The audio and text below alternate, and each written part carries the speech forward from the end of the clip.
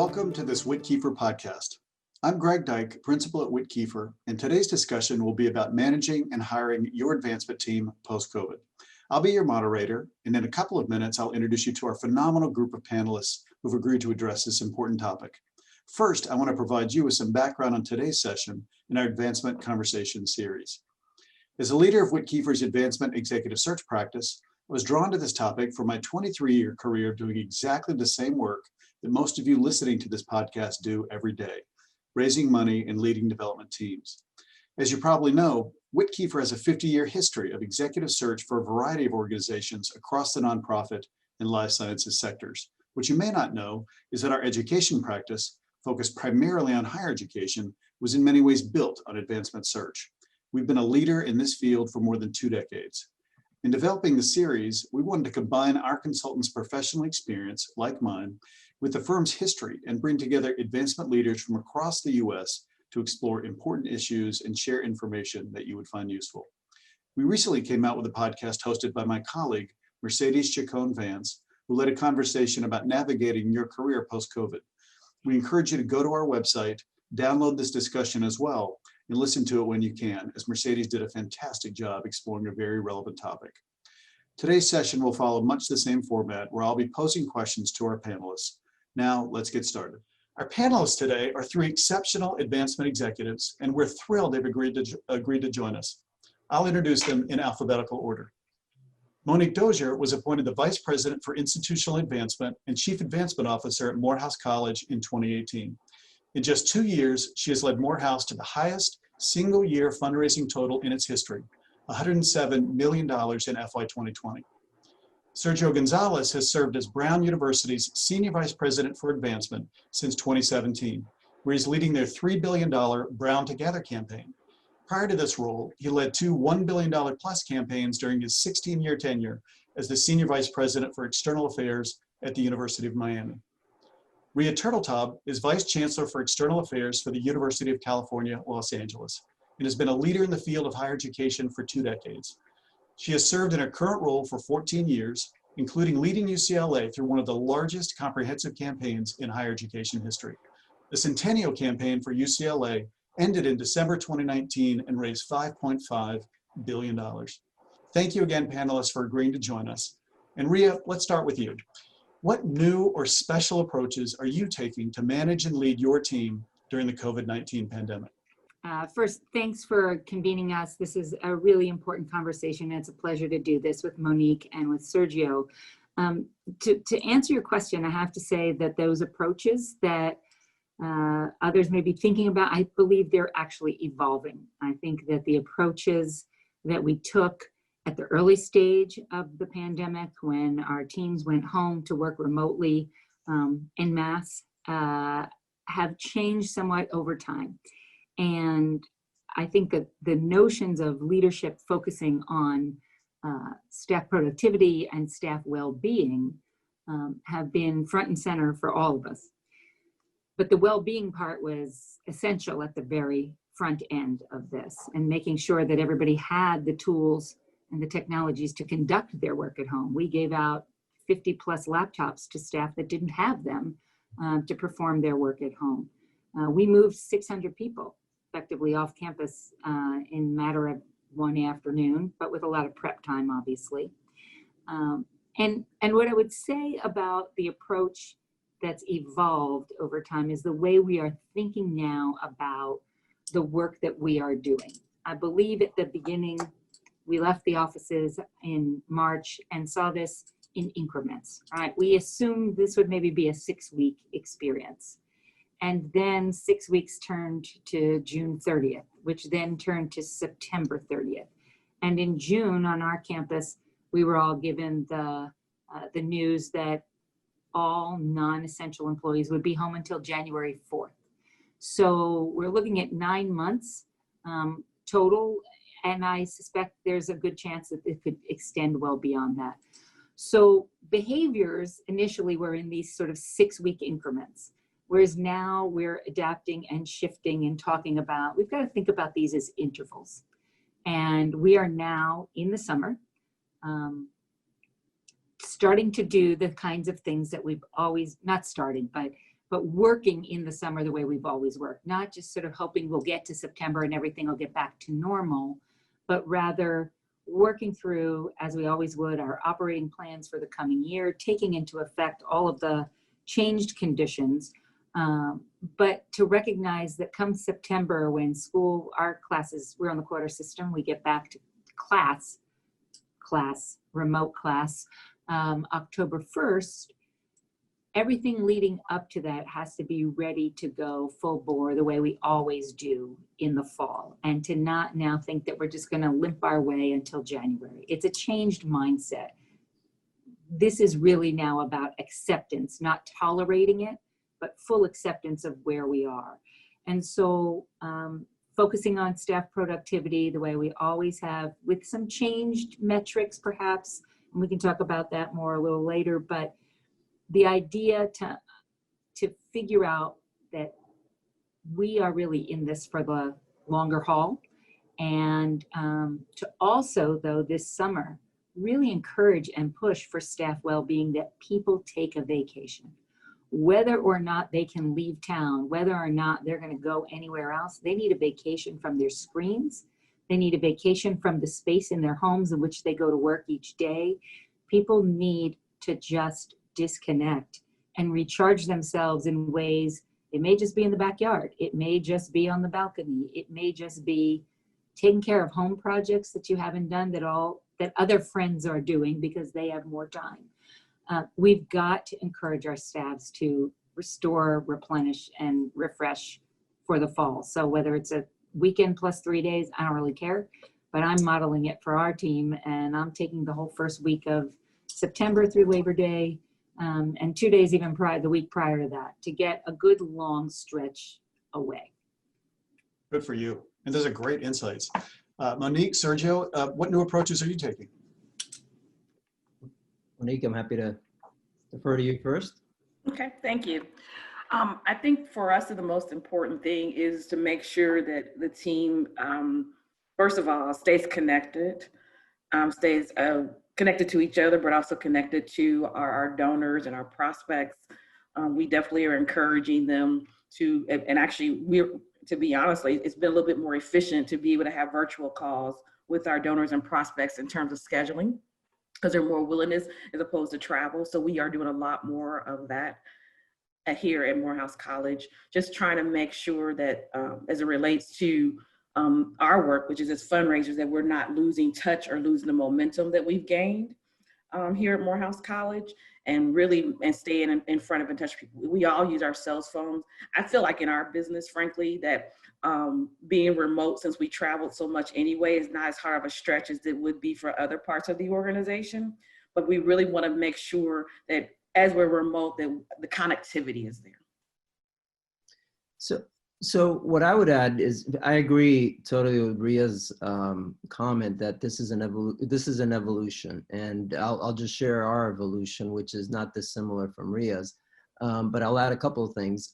First and foremost, I defaulted, and we can talk more about this when we went into remote working, into over communicating with our teams, and I think a lot of us did that, and frankly, we were Zooming 8-9 hours a day, if not more, and for the most part nonstop. We felt that was we needed to communicate. There was a lot going on in the spring as we pivoted.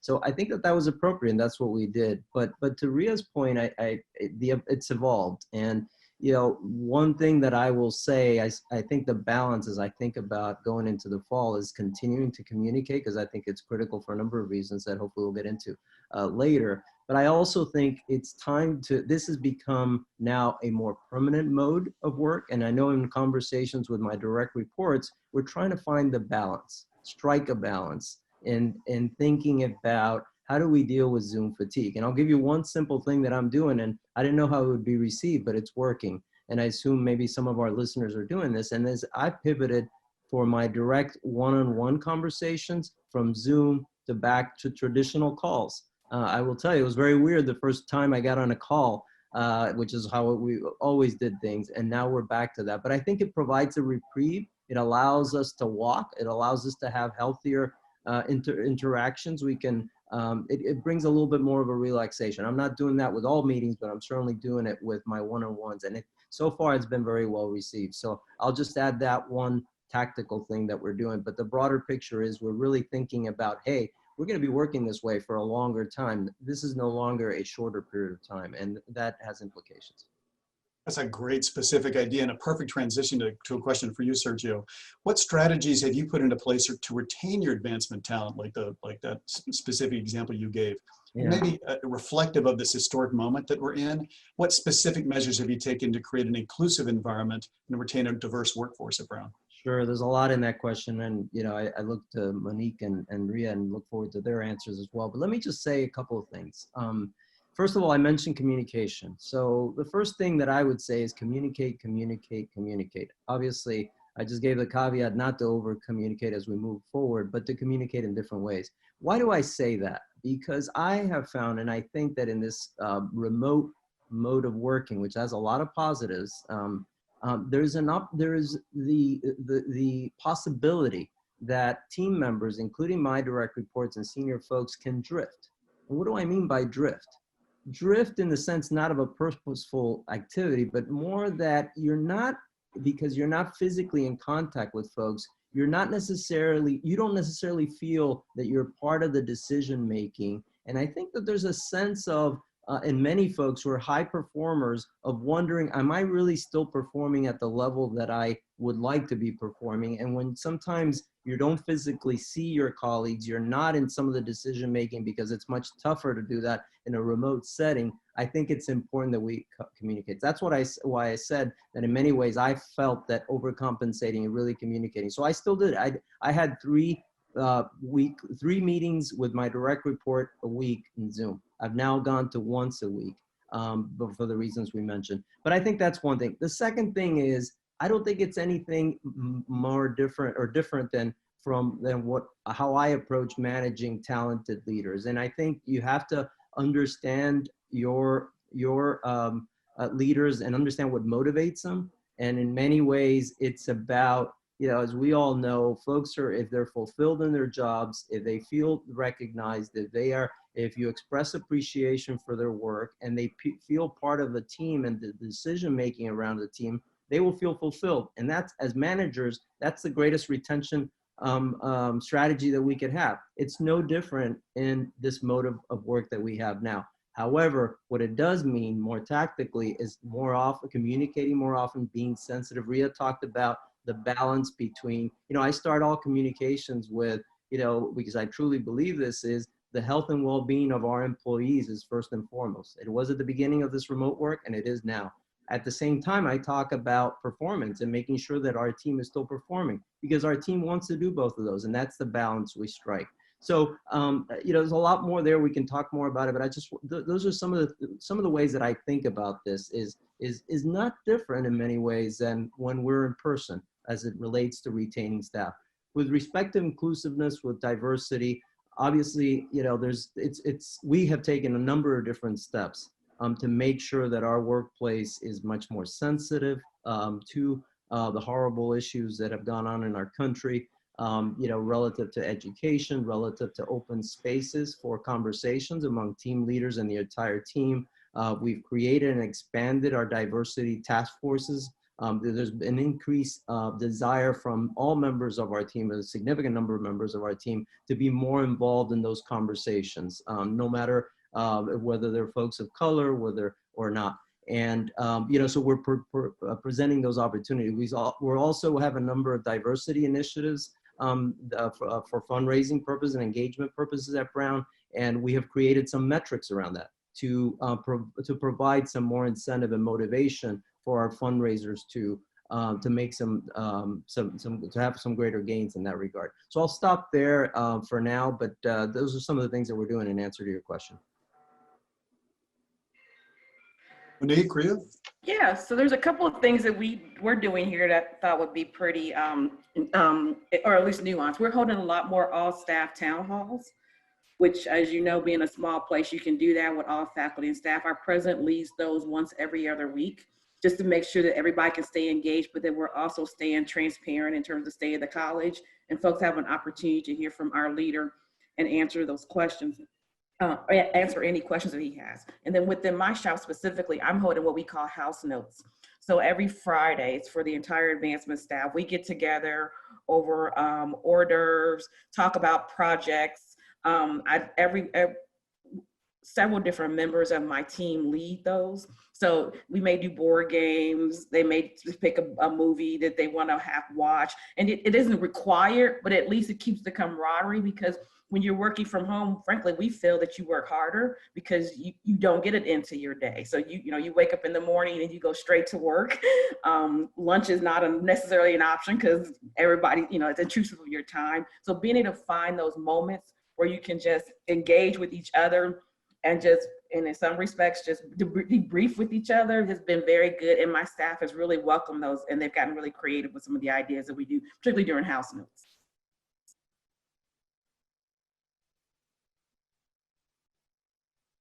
I would just add that, in terms of retaining our talent, with so many positions that are frozen, if you will, in some cases, institutions are talking about hiring chills or pauses.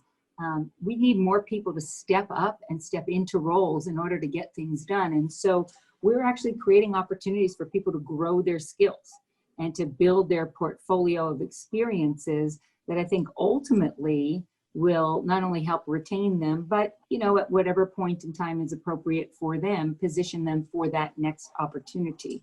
So we're taking advantage of, when life gives you lemons, you make lemonade, right? When life says you're not filling that position, that's an opportunity for somebody else. With regard to a more inclusive workplace, I will echo much of what Sergio has said, creating more opportunity for people to get involved in work groups and task forces around a variety of things that are meant to address our equity, diversity, and inclusion within our department, and then to help lead across the campus as well, among some other administrative units. And I would say that particularly because we are so disconnected, this notion of building greater inclusion and greater belonging is something that everybody is craving.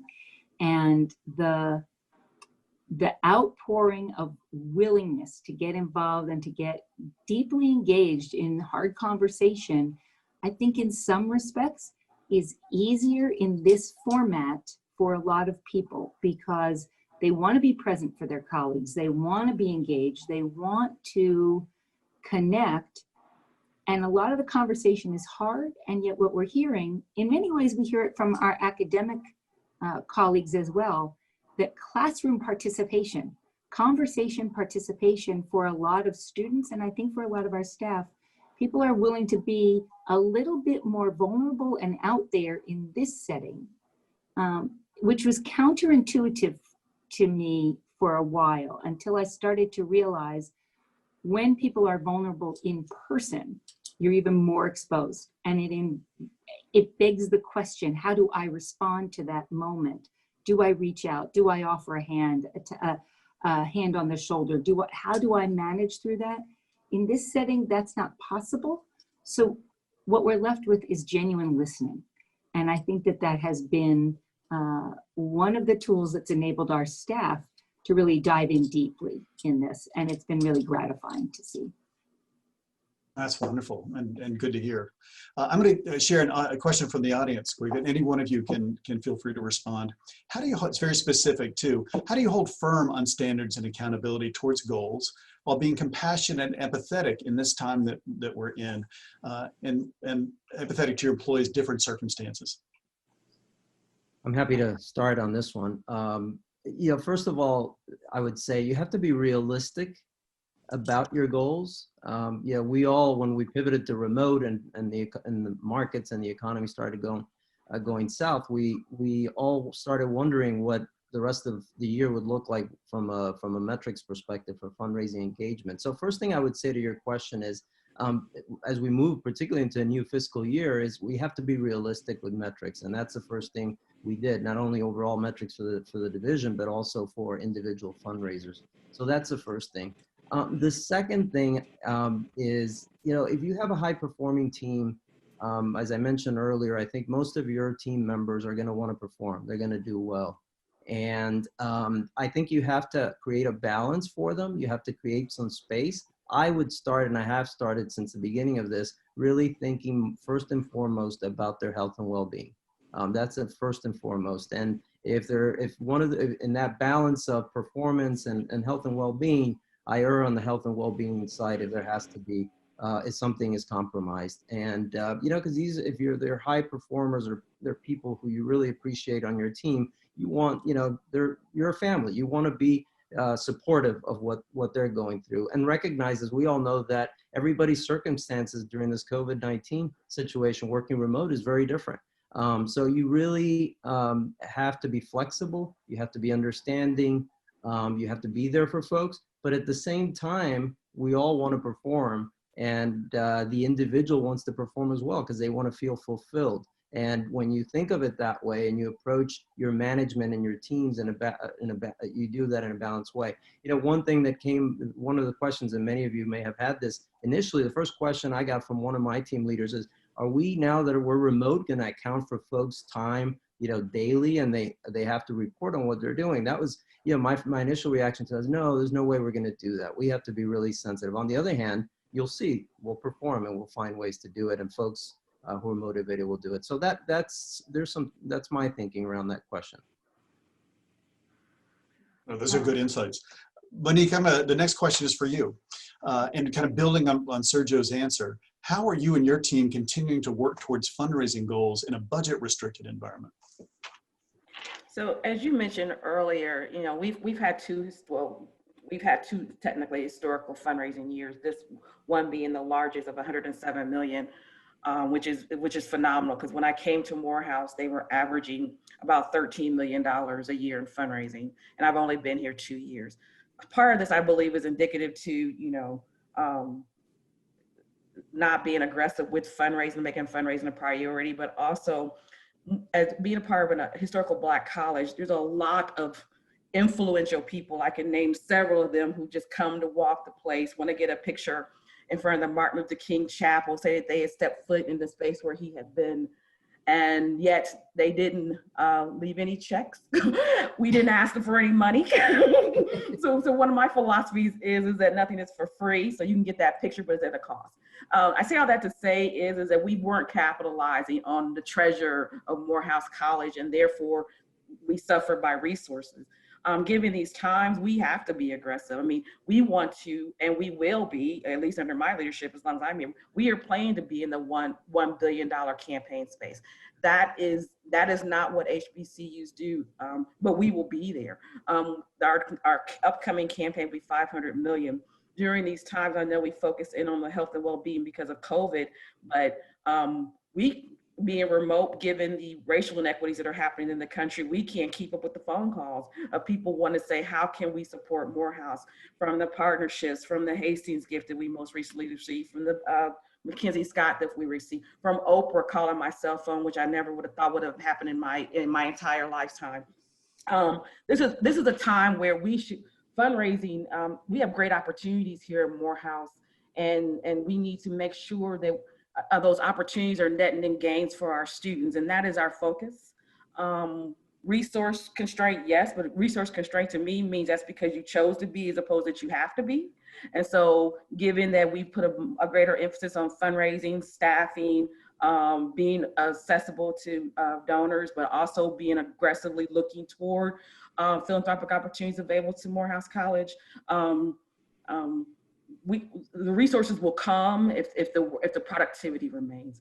I will also just add, it's my final note here is, if most of you know, or some know, I'm a data scientist. So we really, really do focus in on productivity as it relates to readiness. So although we do not fall short on building relationships, because that's what it's all about, but we are looking in terms of modeling that we have built for folks who are closer to making a gift, as opposed to those who are long-ranging given our immediate needs. So we are really using data in our efforts here.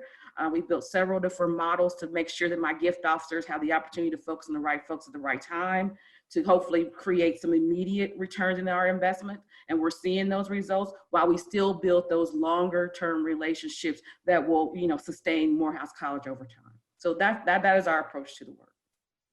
And I would add that one of the things I think we all have to be mindful of is helping our campus leaders recognize that their goals need to be really clear and perhaps redefined, but to remember that philanthropy doesn't fill budget holes. Philanthropy is an investment in excellence. So our campus priorities need to reflect that reality. Now, it may mean that we take certain sets of needs and package them in a way that are indeed aspirational. But I certainly am experiencing a lot of academic leaders and indeed the campus leadership thinking that just turn to the development office and we'll solve this problem, this problem, this problem. That's not how it's done. We all know that. And so asking of our own leaders to be exceptionally forthright in reminding our academic leaders how they need to be thinking about what our role can be in a budget restricted environment, because it's not just going to fill the hole. We all know that. We have to be bold enough to remind them of that. Agreed. So you're building on that. It's a great transition to the Yeah. next question, which is how can vice presidents and all leaders in advancement on college campuses make the case for hiring advancement talent in this current environment, which is so challenged? And how have you made the case specifically? Yeah. So in many ways, Monique and Ria have just made the case. That's the first thing. You got to make the case for investment and development. And in some ways, we all know the rules have changed for us relative to solicitations, in-person meetings, in-person events. But it doesn't mean that we all know, everyone on this call who's involved in our wonderful business know that we can still make it happen, and we've made it happen. So we have to be true to ourselves first and foremost. I think the first thing is recognize that we have pivoted. Things like solicitations for large gifts online are possible. And in many ways preferred by our donors. And similarly, we have all kinds of Zoom events and engagement activities and things of that nature. So that's the first thing relative to the budget issue is we have to be true to ourselves. We have to really think about what the year ahead will look like and really plan differently and recognize that change is going to happen. But back to the question, the immediate question about how do you make the case? And I think, again, Ria and Monique really made the case for this is, we are seeing that philanthropy is very much alive. We've seen that in the past 4 months in every institution. And to build upon that, we're going to need some resources, and we're in a relationship building business. So this is a case I make. And thankfully, my leadership understands it and is so engaged in this function that they really get it. But we need people to engage people to be able to make the case to support the university or to further engage with the university from a volunteer perspective. So that's the first thing. The second thing is fundraising is happening. It's going to continue to happen over the next 6 months, and we need to invest the resources. And if we lose a person or we have a vacant position that we need to make sure those resources come in to build those relationships or to have the virtual events, whatever the case may be, we need to make it happen. The other point that I make is that, things will turn. We don't know if it'll be in 6 months, it'll be in a year, but we're going to go back. And I've been a firm believer in this, and I've advocated internally for this, that there'll be a new norm where we will go back to a significant percentage or amount of the work that we did like we did it. I don't think we're going to go back to everything we did. And we already have glimpses of that, but we're going to go back, and we're going to need the folks. And as we all know, hiring staff and talented staff and having folks move takes time. And if we're not ready to do that, the moment that we're ready to go again to the new norm, we're going to be behind the 8 ball. And for those of us that are in campaigns or about to start campaigns or even finishing up campaigns, we can't afford to do that. We really need to be prepared. There's a ramp up that really needs to take place. So that's how I make the case and then using data. I think we find that a lot of our academic leaders, in addition to what Monique and Ria said, I think showing data points about the importance of having staff, even in these times, is critically important. I would also say, one more thing. Oh, I'm sorry. One more thing, because I thought about this, Ria, is, there can be a tendency, and I imagine some folks have this at institutions that say, hey, you're not traveling as much. Your folks are not as busy as they used to be. And frankly, that is not the case. And it's imperative upon us to make the case and explain why our folks are as busy as ever, because it's very easy and very simplistic, and appropriate for folks who don't know our business and how we've pivoted to think that we're just not engaging donors as much as we used to. Our teams are working, folks are working full time and working just as hard, if not harder in some cases. So we need to make the case to our finance partners at our institutions and our leaders so that they can see what's actually happening. Sorry. Right, the naive view that, oh, it's just cocktail parties and dinners. Right. So you're not having those, therefore you're not performing. When in fact, we've pivoted to doing so many more events to keep people engaged. There's so many opportunities.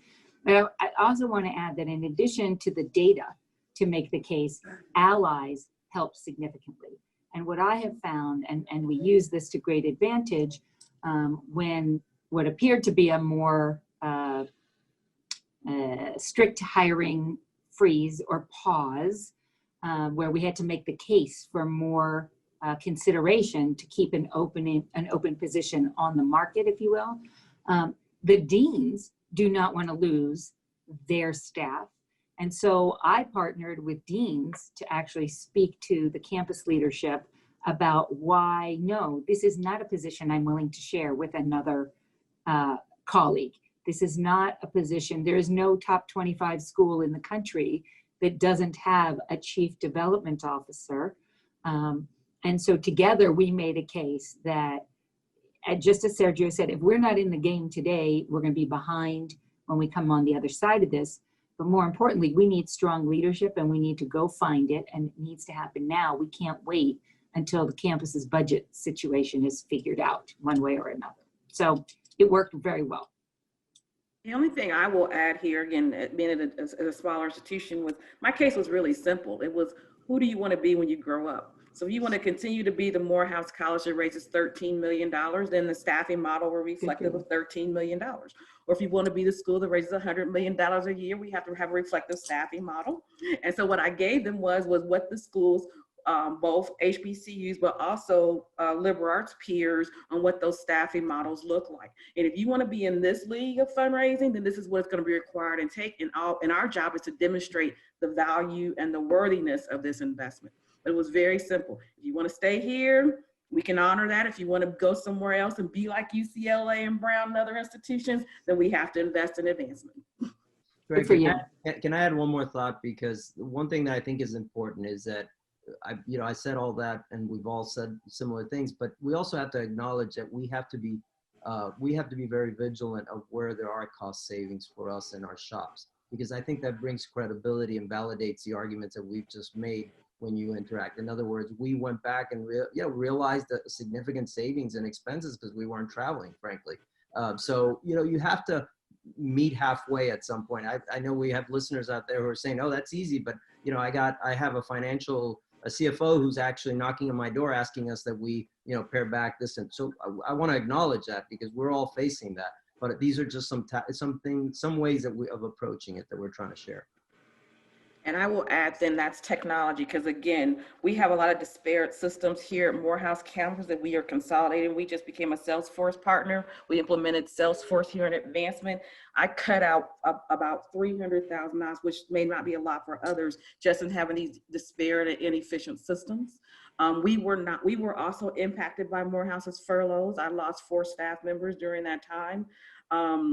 And others are picking up the slack. So again, we were not immune to it, but we are also the investment that's supposed to continue to net returns.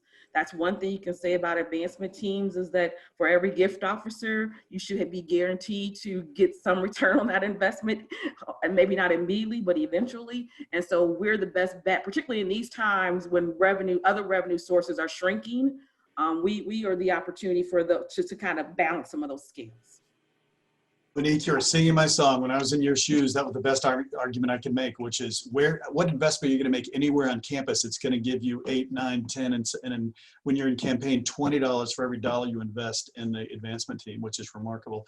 Rhea, you had mentioned, making the case or talking to Dean about a chief development officer position. I'm just curious, how would you assess the current marketplace for advancement talent from where you're sitting?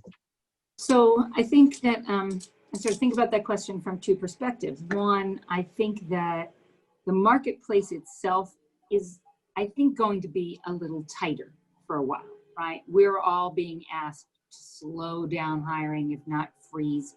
And I think that financially, budgetarily for our institutions, this isn't a 1 year or even a 2 year constriction of trying to reimagine the budgets. The revenue streams, as Monique was saying, a lot of those revenue streams are going to be constrained themselves.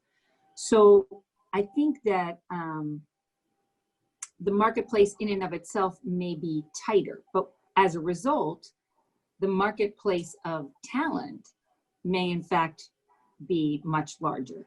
And so, you know, the supply and demand question is going to come into play, but I think we are going to find, because of furloughs, because of layoffs in certain institutions, you know, every institution I think is trying to hold off on doing anything like that. But, you know, we're starting with a 5% reduction on last year's expenditures, but that could grow depending, particularly institutions, how state governments then apportion resources to higher education are going to be very different in the next few years. So we're looking at this as a longer term thing, but I do think that the availability of talent for what may be a smaller number in the immediate future, a smaller number of positions, is going to, depending on which side of the equation you're on, is going to be a boon or a challenge. The only thing I would add, Greg, I mean, you have the expertise in this area, but like Rhea, you know, my initial reaction for vacant positions was, well, folks may not be willing to move during COVID-19. They have families, they have to travel. Are they going to be willing to move? But I think even conversation with you reaffirmed what Rhea just mentioned, which is, you know, there are more folks out there because there are less searches going on, potentially, that may be looking to make that jump and make that move. So as a hiring manager or hiring person in an institution, you just have to, you know, be patient and make the case and find the right person. No, I think that's a good point to make. Dennis Barden is one of our colleagues at WittKieffer and kind of a legend, says, you know, if I were in a VP's shoes right now, I'd think about hiring, because there are going to be changes. Unfortunately, there's going to be a lot of talent in the marketplace. And that's what we're seeing is folks, because they don't necessarily have the dollars to invest in new talent and new positions, and in search and in conducting searches, there might be folks out there who are looking to move after all, which is, you know, a silver lining to the cloud for folks who are looking to hire. And that, again, great transition to the next question for Monique, which is, if you're considering hiring new staff, and we talked a little bit about this ahead of this session today, that you were kind of positioning yourself to begin to expand your staff going forward. Do you think you're going to make any changes based on what's happening? I mean, I assume you are, based on what's happening with COVID and the pandemic and all the other things that are happening. What specific changes do you see, either in recruitment, the actual vetting process, or packages you might put together to get people to move to Morehouse? So yes, so we are going to be increasing our staff by 50% over the next couple of years in phases. But what I see is in this time, because we're still going to be socially distanced for however long that's going to occur, but they have to be really motivated self-starters. There's not going to be that interaction of time in the office where you're brainstorming gift officer to gift officer. They got to really own their work. We will set up as many ways in which we communicate, stay together as the best that we can, but the reality is that we're not together, and they really have to be self-starters and motivators. I would also add that, but I would have done this anyway, pre-COVID, is technology is a must, so they can't be shying away from it. They got to hold themselves accountable to the use of technology, how to use it, take advantage of some of the offerings that we have available. And then, you know, if as many of us say, when it comes to a discovery visit face-to-face, it could be a challenge within itself. Try doing it on Zoom. So the point of that is that they really have to really want to be able to manage our relationships with our key constituency, and or building more relationships on the house. So the customer service piece is paramount for me in terms of my hiring and communicating will be in the future for the positions that I plan to hire. Thank you. We are stopping. we set our goal for 100 million again this year. So in Wow. COVID. Good for you. Good for you. It's a brave new world. Might as well take advantage. Rhea, it sounds like you might be slowing down a little bit on your hiring side, but you may have some thoughts. But Sergio, have you changed your hiring practices or thinking about the ways that you're bringing on talent going forward?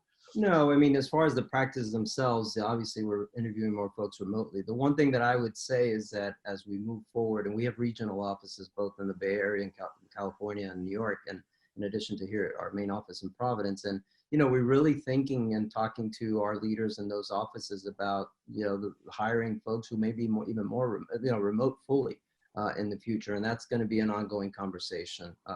That's the only other thing that I would add to Monique's comments. So we have lots of questions from the audience. In fact, some of the questions have been kind of responded to in the answers you've given already. But there's one in particular that I'm going to paraphrase slightly, but because I'm a former fundraiser, a recovering fundraiser, as I sometimes say, I just want to ask it because I think it's important.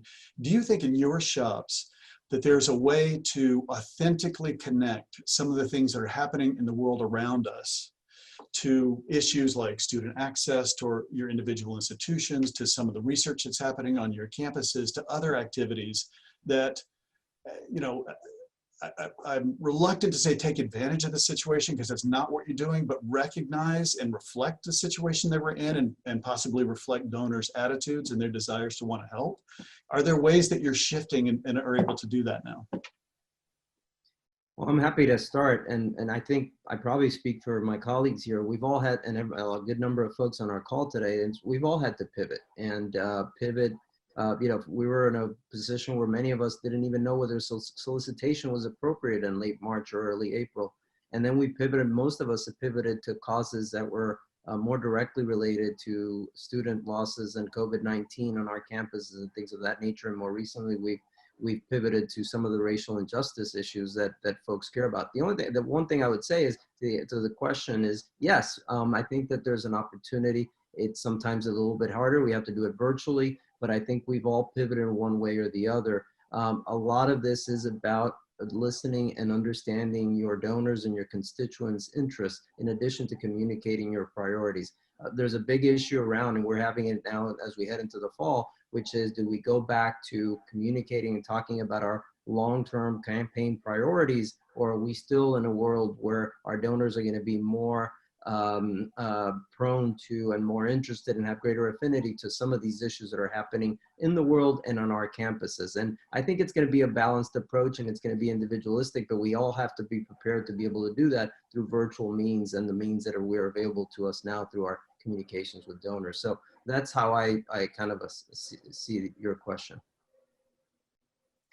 So I'll speak briefly about this, but I'm in Morehouse Village where I graduate 400 or 500 African-American males every year. I have 2,000 African-American males on this campus.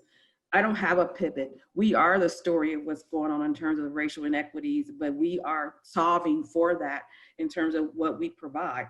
Our alumni is, vast in what they've done, and from leaders in thought right in their fields, but also what they've done in the world to make a difference. That's what we are about. So for us, this is really for folks to recognize what the value proposition is of a Morehouse College now and into the future. As it relates to academically, we have a lot of things that we are doing. And again, I think that COVID is forcing all to think about this, but as it relates to technology. So I have partnerships of purposes with all the 4 big tech firms, Dell, Apple, Microsoft, Salesforce, for this purpose, so we can come together as a part of a global think tank to talk about how the transitioning of technology in this space, because when we even go back on campus, the need for technology is not going to go away. It's going to be just as great. So we are doing a lot of that in terms of positioning ourselves. And again, just making sure that we're staying true to who we are, but but making sure that everyone else knows what the value proposition is of my institution and why the investment should be made. My president always says, and he says it affectionately, but where in this world would you be where there's 2,000 African-American men walking across the yard? Because most of those places you wouldn't want to be. So think about it. I am educating the next generation of leaders, and that's a powerful story. So our story resonates with the time, would have been a story that should have been resonating in the first place. So I'm not pivoting. I'm just putting a recognition to it. Oh, that's perfect. And a great story to tell as well. We are at the 45-minute mark, but I'm going to use my moderator's license to ask you one last question, only because it came from an audience member. And I love this question. I would just want to end with it, if you don't mind. So if we can add for 5 more minutes.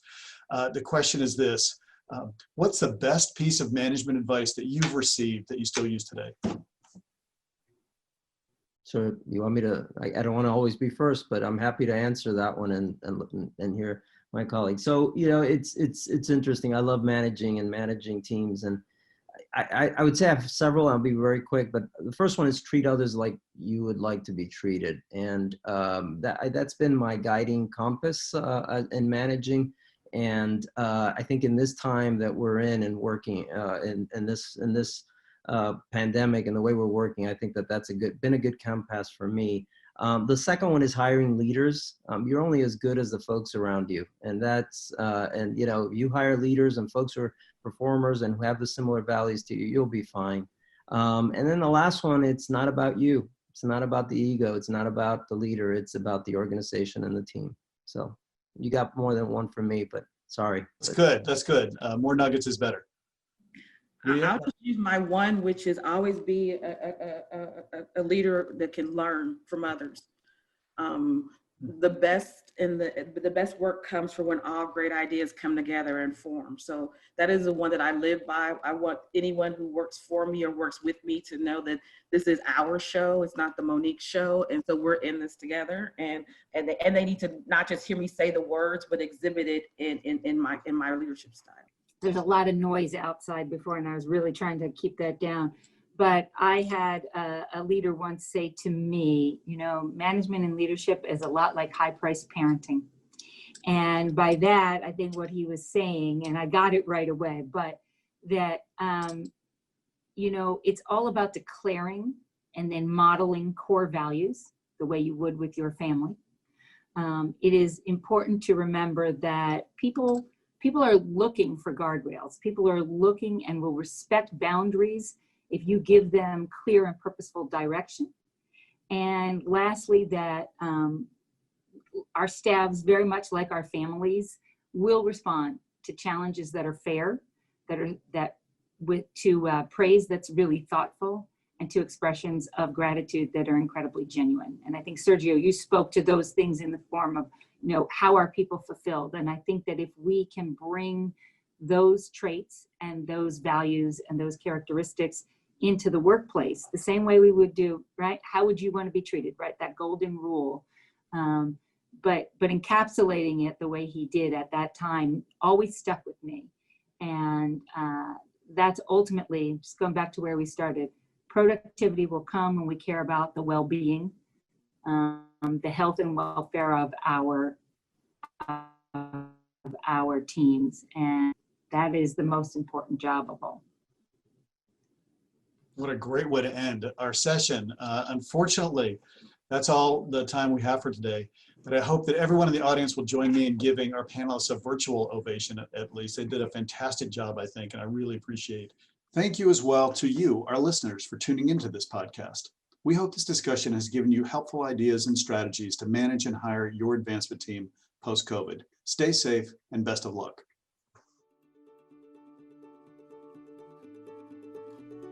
Thank you for tuning in. We invite you to visit WittKieffer.com to learn more about our expertise in leadership and view our open searches. You can follow WittKieffer on our socials, LinkedIn, Facebook, and Twitter @WittKieffer. WittKieffer makes no warranty, guarantee, or representation as to the accuracy or sufficiency of the information featured in this podcast. The information, opinions, and recommendations presented in this podcast are for general information only. Reliance on the information provided in this podcast is undertaken at your own risk. This podcast should not be considered professional advice. Third-party materials or the contents of any third-party site referenced in this podcast do not necessarily reflect the opinions, standards, or policies of WittKieffer. WittKieffer assumes no responsibility or liability for the accuracy or completeness of the content contained in third-party materials or on third-party sites referenced in this podcast, or the compliance with applicable laws of such materials and/or links referenced herein.